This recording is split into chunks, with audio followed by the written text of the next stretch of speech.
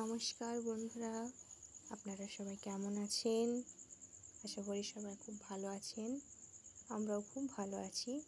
এখন ওয়েদারটি বেশ সুন্দর ওয়েদার, সত্যিকারের খুব সুন্দর ওয়েদার। মানে একটা শান্তি যে ভাবটা, সেটা এতদিনে পাওয়া যাচ্ছে।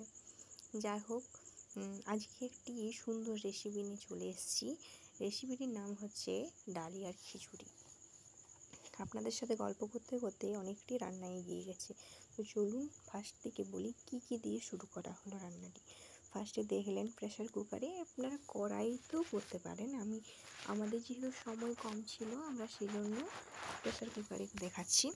ফার্স্টে প্রেশার কুকারে সামান্য পরিমাণ তেল দিলেন। তেল দেওয়ার পর আদাটিকে আপনারা বেটেও করতে পারেন, আবার গ্রেড করেও দিতে পারেন, যার যেটা সুবিধা হয়। আপনি দেখলেন এখানে গ্রেড করে দেওয়া হলো। তারপর টমেটোগুলোকে ভালো করে কষে নেওয়া হলো যাতে সিদ্ধ গলে যায়, তার জন্য সামান্য লবণ দেওয়া হলো। তারপর দেখলেন বিভিন্ন সবজি ছিল এখানে। সবজিগুলোর মধ্যে ছিল আলু, ক্যাপসিকাম, গাজর, কুমড়ো, বেগুন, এসব ছিল। যে বাড়িতে যেগুলো ছিল সেগুলো দিয়ে তৈরি করা হলো। আপনারা চাইলে আরও সবজি অ্যাড করতে পারেন। সবজি যত অ্যাড করবেন তত খিচুড়ির টেস্ট খুব ভালো হয়। আর হ্যাঁ, এখানে আমরা দেখতে পেলেন এখানে ওই ডালিয়া প্লাস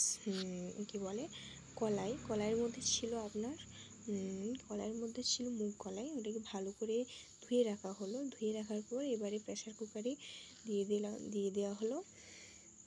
এরপর ভালো করে কষে নেওয়ার পর এরপর পরিমাপ মতো জল দেওয়ার পর প্রেশার কুকারে 3টে সিটি দেওয়ার পরে নামিয়ে নিলেই আপনার রেডি হয়ে যাবে ডালিয়ার খিচুড়ি। একবার একটি সাজেস্ট করব, আপনারা যদি বাড়িতে না বানিয়ে থাকেন তো সত্যিই আপনারা একবার ট্রাই করে দেখবেন।